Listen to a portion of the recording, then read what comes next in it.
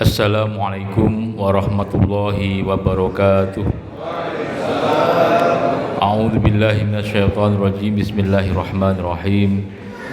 Alhamdulillahirabbil alamin wa bihi nasta'inu ala umuri dunya waddin.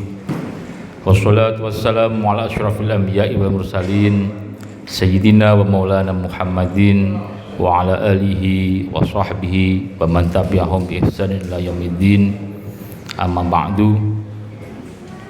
Al-mukarramun wa muhtaramun, para alim ulama, para kiai, para sepuh, wabil khusus jajaran Suriah MBC NU Tambun Selatan yang kami muliakan, ada Pak Khatib dan jajaran Suriah yang lain yang hadir, yang kami hormati Ketua Tanfidiyah MBC NU Tambun Selatan bersama jajarannya yang sudah hadir, Al-mukarramun wal muhtaramun, para alim ulama jajaran Suriah Ranting, Setia Mekar, dan anak ranting Setia Mekar yang hadir, yang akan dilantik pada pagi hari ini, jajaran calon Tanfidiyah juga dari Setia Mekar, dan tentu calon pengurus Tanfidiyah anak ranting, semuanya bapak-bapak, ibu-ibu yang mungkin tidak bisa saya sebutkan satu-satu, tentu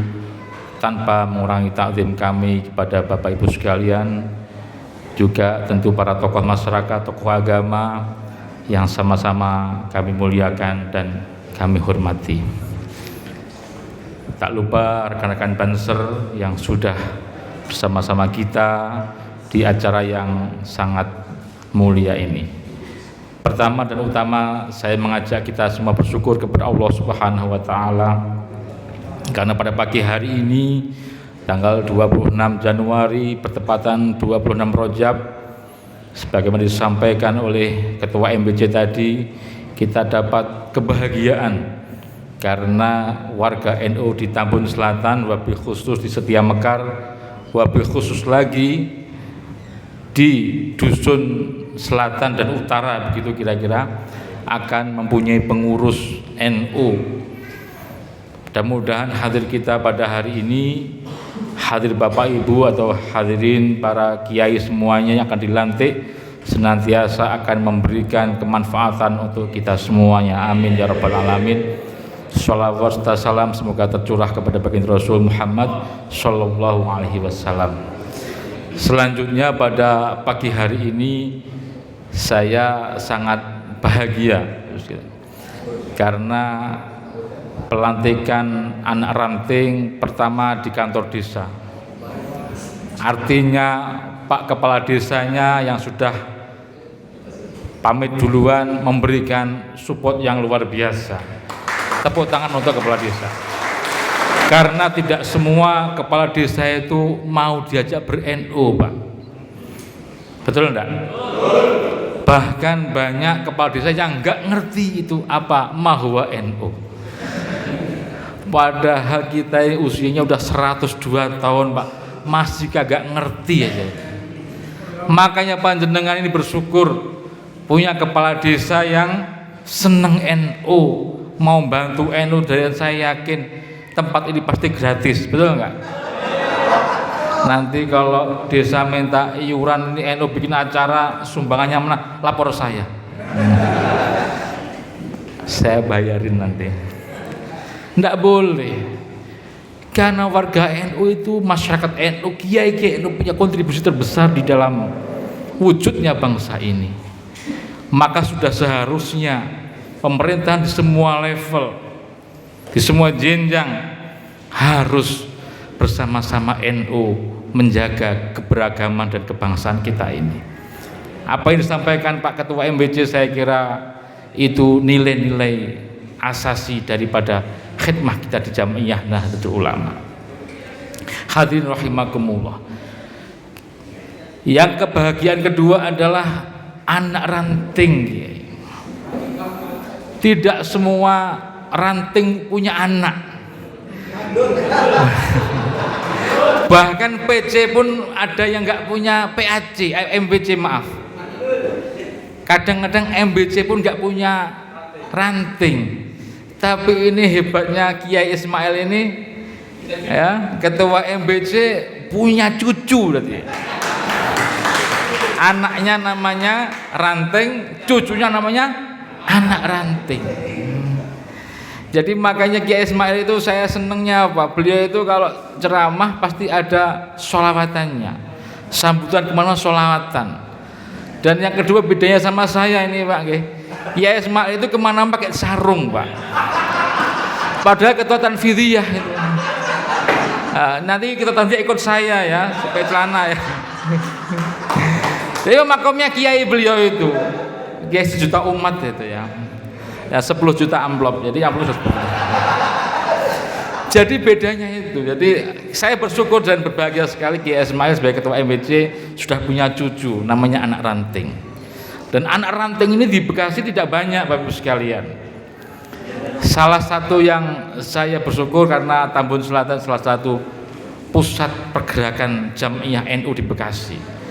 Maka sudah seharusnya dan sewajarnya apabila MBC ini punya Ranting dan Ranting punya anak Ranting. Kalau disebutkan oleh Pak Kiai ketua MBC tadi, maaf ketua Ranting tadi ada 100 anggota ya. Ngedres ya, 100 betul ya. 100 anggota anak Ranting yang dilantik 60 Pak. Bayangkan kalau 100 orang ini ngumpul setiap bulan lalu jutima sekali haja sehari. Itu ngajak anak, ngajak istri Pak, ngajak ponakan yang sudah kakek, ngajak cucu, itu bisa 500 orang Pak. Betul nggak itu? Artinya bersemangat di dalam menjalani amaliyah NU itu berawal dari kekuatan anak Ranting MBC. Maka saya sudah diprotes saya ini sebagai ketua MBC. Ini maaf ketua PC. Ini PC nggak pernah ada LI. Termasuk yang protes Kiai Ismail ini. Lah namanya kita kan gampang, kan sudah diwakili panjenengan. Nah, jadi makom kita ini tidak harus LI, yang LI ya MBC, Ranting, anak Ranting. Ya, kalau saya ditanya, tapi kan PC nggak ada. Semua pengurus PC punya majelis namanya Lailatul Istimah. Termasuk saya punya Pak. Apa sih LI itu? Malam berkumpul, malam bersilaturahim, malam. Kalau di Purwakarta diganti Pak. Mungkin tadi betul Kiai Ismail ada ibu-ibu yang keberatan kalau suaminya pulang malam. Akhirnya diganti Naharul Ijtima begitu. Ada begitu ya. Tapi alhamdulillah di sini tidak. Lah, apa substansi dari LI itu? Yang utama adalah bagaimana kita bisa berkumpul Bapak Ibu sekalian. Berkumpul dulu. Yang namanya NU enggak usah disuruh Pak, enggak usah diperintah. Kalau berkumpul mesti tawassulan, pasti sholawatan, pasti istighosahan, pasti manakiban dan sebagainya, banyak sekali amal NU. Artinya apa? Yang pertama nilai berkumpulnya itu. Maka saya sampaikan ke teman-teman MBC yang sempat saya lantik juga, LI jangan berat-berat, jangan terlalu malam.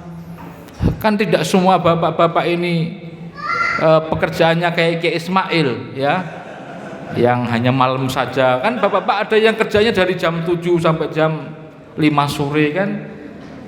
Jadi kan udah kelenger. Kalau Kiai Ismail kan ceramahnya kan malam terus, jadi kan kalau pagi bisa istirahat ya. Jadi kita ukur substansinya berkumpul, inilah yang kita kuatkan. Bagaimana anak ranting punya majelis berkumpul. Misalkan disepakati habis maghrib, monggo habis maghrib sampai isya ngumpul dulu, pasti di anu ada tadi itu.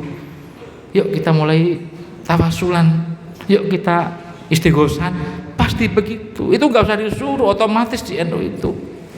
Maka yang kita wajibkan memahami bahwa berkumpulnya inilah yang harus kita rawat. NU itu terkenal tidak hanya jamaiyahnya, tapi jamaahnya. Ngumpul-ngumpulnya inilah yang harus kita jaga, harus kita rawat. Isinya sudah pasti Pak, enggak usah khawatir, enggak usah ragu. Kalau di NU itu pasti ada istighosahnya, ada tahlil dan seterusnya. Maka saya berharap pengurus nanti program-program enggak usah berat-berat. Para kiai di anak ranting, kalau habis maghrib bisa, monggo habis maghrib. Habis isya bisa, habis isya saja monggo. Enggak usah lama-lama, enggak usah harus gila NU ya. Tadi kata Kiai Ismail, jam 1, jam 2. Kalau istrinya apa curiga itu ya wajar. Nah, kok tiap hari LI, LI kok tiap hari, pasti Kiai Ismail di WA sama ibu-ibunya ini. Mulai kapan program LI setiap hari? Wah, agak sewot begitu pasti. Ya. Tapi kalau kita atur berkumpulnya kita sesuai dengan kondisi lingkungan kita, kekuatan kita, insya Allah akan kompak Ibu sekalian. Saya punya perkumpulan udah lebih dari 15 tahun Pak. Habis maghrib mulai Pak, jamaah sekitar 40 orang, ya 40 orang itu doang, nggak usah banyak-banyak, ibu-ibu bapak-bapak yang ngumpul, nggak usah dibatasi Pak. Saya berharap itu nggak usah dibatasi, kaum bapak nggak usah, kaum ibu nggak usah. Terus bagaimana? Kaum Nahdliyin gitu aja udah. Ibu muslimat boleh, fatayat boleh, ya kan? Apa itu IPNU, IPPNU, monggo silakan diajak. Kalau mengajak begitu berkumpul, maka tidak harus panjang-panjang, tidak harus lama-lama. Makanya tadi yang sampaikan Kiai Ismail, indikator ya, ini indikatornya apa sih? Bahasa lainnya apa indikator? Tandanya ya. Tandanya panjenengan pengurus NU yang hebat itu sudah enggak diprotes suami istri, Bu.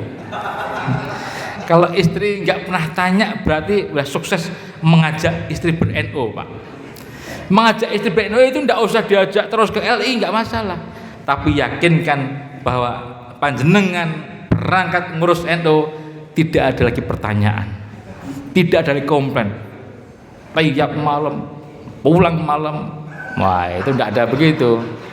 Tapi kalau panjenengan pengurus berhasil meyakinkan istri menjadi NU, salah satu indikatornya adalah istri bertanya, ayah kapan LI ayah? Begitu, ada nggak yang begitu? Kapan ayah pengajian? Nanti saya kasih uang rokok ya. Ada nggak begitu? Ada nggak ini? Hah? Kalau ada istri ya kan menanya suaminya, ya, menanya suaminya kapan ayah ada acara di MBC ayah? Ya nanti minggu depan. Oh ya, ingat istrinya. Kurang 2 diingatkan. Ya, besok lusa acara MBC ya. Ada nggak yang model begitu? Hah?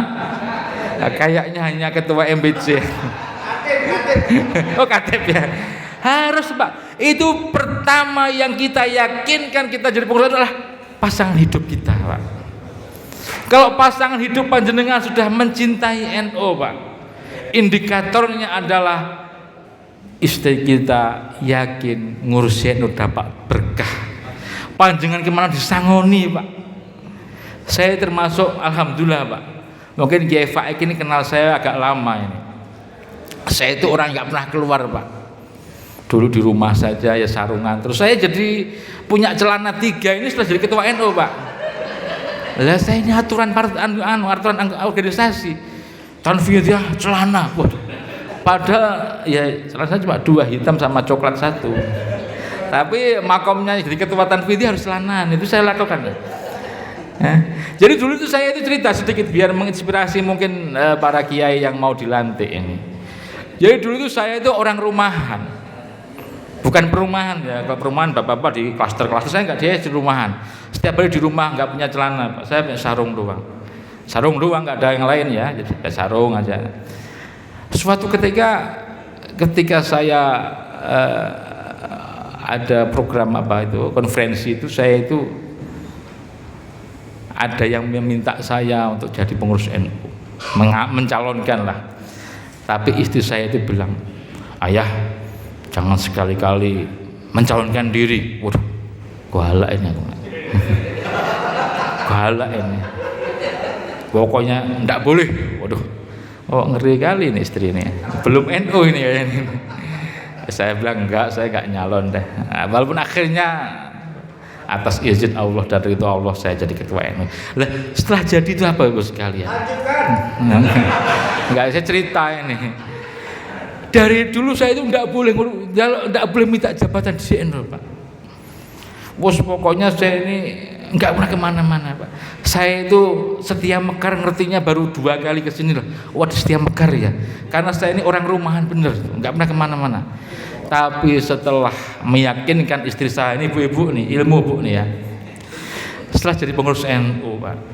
Sebelum saya aktif di NU saya tanya dulu. Mi, nanti kalau saya jadi pengurus NU, risikomu cuma satu yang paling berat. Apa ya? Duitmu harus berbagi sama saya. Itu saya begitu Bu, saya uji istri saya uji dong, kita berjuang harus dapat dukungan keluarga. Saya tes, maksudnya gimana ya, lo gitu Pak. Ya nanti kalau jatahnya sebulan ya jangan semua diambil, saya bilang, saya kasih dong. Begitu saya terbuka Bu. Ada nggak suami pengurus NU kayak saya ini? Saya terbuka sama istri saya.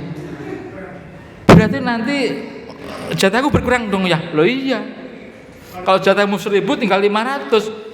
Masa ketua NU nggak pegang duit kan malu kan? Berbagi Pak akhirnya. Itu bukti bahwa kita meyakinkan keluarga terdekat kita jadi pengurus Pak. Itu penting. Sehingga nanti nggak ada suudzon sama suami.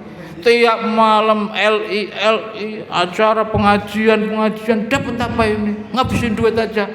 Wah ini istrinya belum NU ini. Panjenengan udah bagi tau NU. Wah.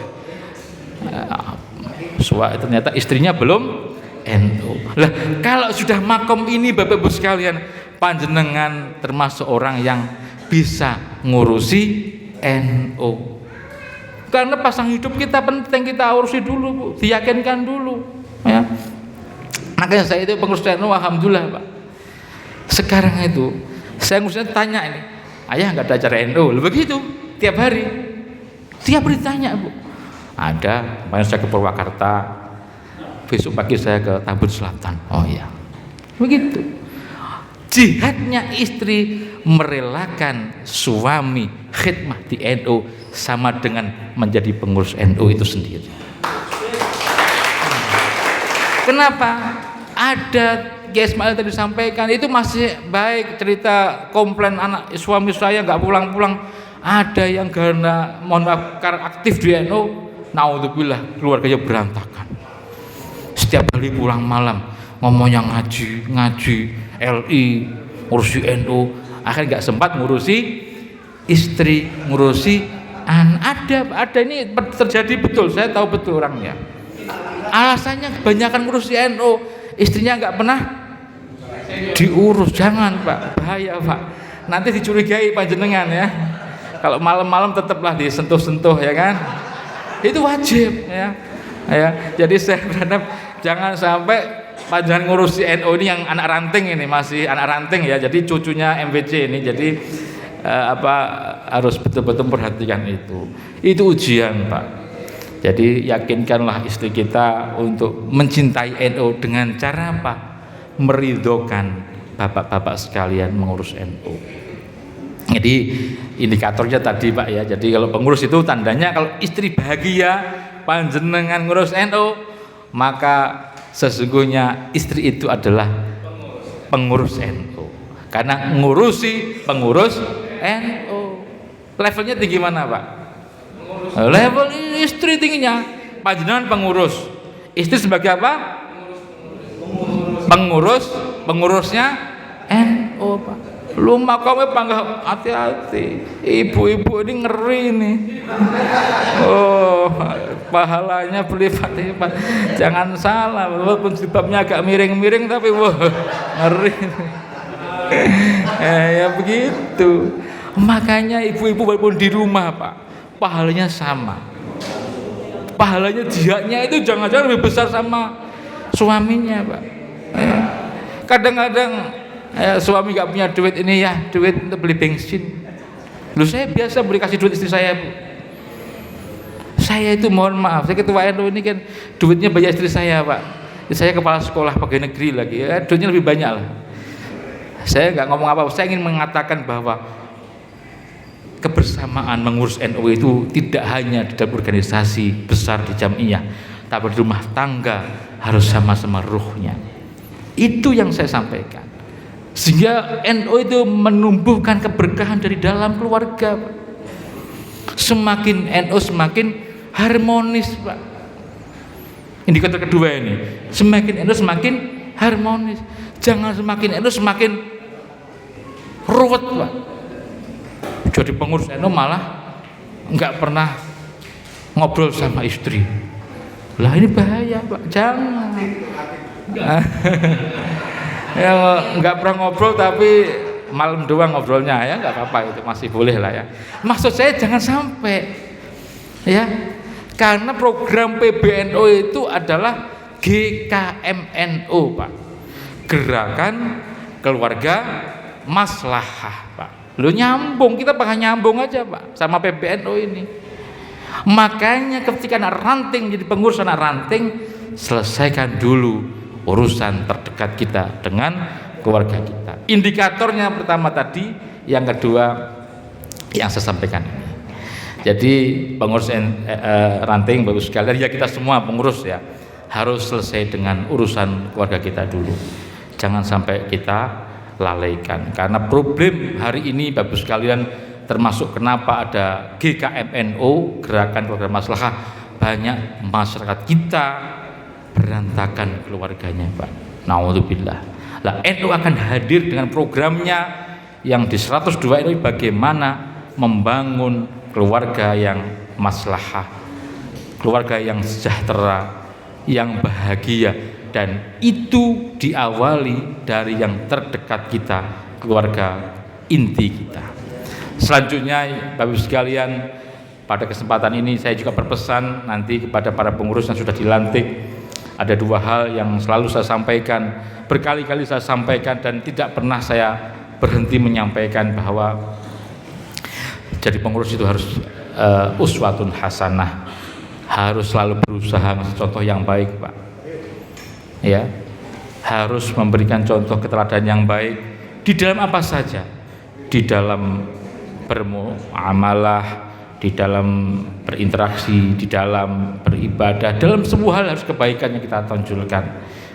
Apalagi ketika kita di tengah-tengah masyarakat, saya yakin para pengurus NU ini punya jiwa keteladanan, karena panjenengan menjadi pengurus telah memilih dan menguatkan hati untuk bisa dicontoh Pak.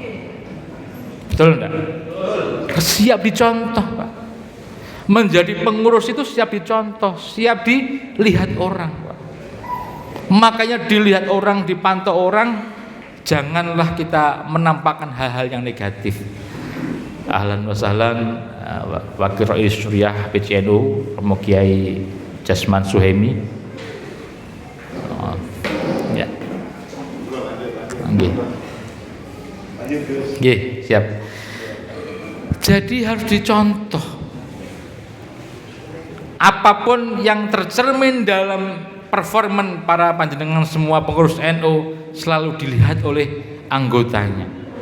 Di musola misalkan, panjenengan tinggal di musola sebagai pengurus anak ranting, dilihat sama tetangga ini, Ustadz baik banget ya, pengurus anak ranting, rajin ke masjid, sholatnya selalu jamaah, ya, suka membawa tentengan ke masjid, dikasih jamaah. Ya begitu. Jangan jadi pengurus ranting nggak pernah sobo masjid, nggak pernah ke pengajian, nggak pernah kemana-mana, cuma di rumah. Ya jangan begitu, karena panjenengan sudah mendedikasikan diri menjadi pengurus untuk bisa mengurus organisasi. Yang pertama sebagai pengurus uswatun hasanah. Yang kedua sedikit lagi istiqomah Bapak sekalian. Sebagaimana disampaikan Kiai Ismail Ketua MWC tadi, jangan hanya pas dilantik punya baju baru, semangat baru, seminggu lagi lupa dengan komitmen dan baiat kita. Tidak Bapak sekalian. menjadi NU menjadi istimewa Bapak sekalian. Ingat kata-kata yang harus kita ulang-ulang. Bapak Ibu menjadi NU itu menjadi istimewa Pak. Tanamkan dalam diri baik-baik Pak. Panjenengan ber-NU itu merupakan fadhol Pak, kemurahannya Gusti Allah kepada kita semuanya. Karena nggak semua orang Islam itu mencintai NU Pak, nggak semua kita ini senang NU Pak. Lah kita ini kan termasuk dapat fadhol karunia dari Allah yang luar biasa. Cuma dengar ceritanya Mbah Kiai Hasyim, dengar Kiai Wahab, dengar Syekhona Khalil, kita langsung jatuh cinta. Kita ke makbarohnya, kita bertawasulan dan seterusnya. Apa artinya? Kita diberikan kemuliaan oleh Allah, mencintai ulama, mencintai wali, mencintai para masyayikh. Inilah bagian dari cinta kepada NU Pak. Makanya istiqomah Bapak sekalian. Saya selalu mengatakan dalam berkali-kali kesempatan, jangan pernah kita ini berhenti menjadi bagian dari NU Pak. Kalau panjenengan sudah nggak sanggup, mohon maaf sekali lagi, nggak sanggup LI, nggak sanggup jadi pengurus, nggak sanggup beraktivitas di Jamaiyah NU, nggak apa-apa. Tapi nggak usah menyalahkan NU. Gara-gara, nggak ada gara-gara, nggak boleh. Kalau panjenengan sendiri nggak sanggup, sudahlah, saya tak ber-NU dalam hati saja. Ini begitu. Jangan ikut-ikut menyerang NU, menyerang organisasinya, mengkritik kiainya, tidak usah. Karena sesungguhnya itulah keistimewaan kita, dipilih Allah untuk menjadi bagian dari anggota Jamaiyah Nahdlatul Ulama. Wabil khusus panjenengan menjadi pengurus anak ranting. Anak ranting ini di dalam Perkum adalah jenjang organisasi paling paling ke masyarakat lah ya. Bukan paling bawah, paling bersentuhan dengan masyarakat. Semakin tinggi, semakin jauh dari masyarakat Pak. Semakin PC, semakin PW, semakin PB, semakin jauh. Kantornya semakin jauh Pak, di Jakarta PW Pak. Jauh enggak itu? Jauh. Semakin PC masih agak mending lah. Kalau MPC enggak tahu ada kantor enggak MPC ini? Banyak ya, itulah. Inilah Tambun Selatan semua kantor hebatnya itu. Kalau Tambun Selatan saya tanya, Kiai Ismail kantornya mana? Pokoknya semua masjid adalah kantor MPC, begitu katanya. Oleh itu yang kami nggak bisa ngikuti Kiai Ismail ini.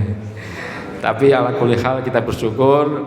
Terima kasih Kiai Jasman, kami mohon untuk berkenan melantik, membaiat para pengurus. Yang membaiat harus suriah Bapak Ibu sekalian.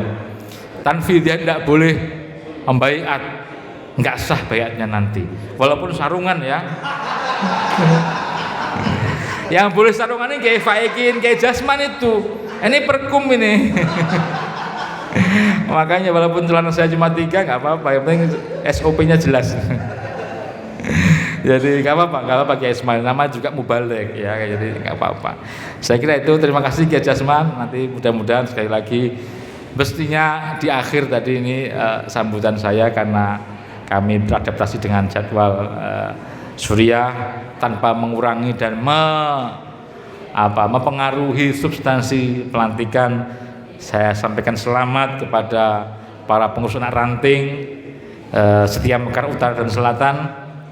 Mudah-mudahan yang pertama bisa menjadi uswatun hasanah, bisa istiqomah berkhidmah di Jamiah Nahdlatul Ulama.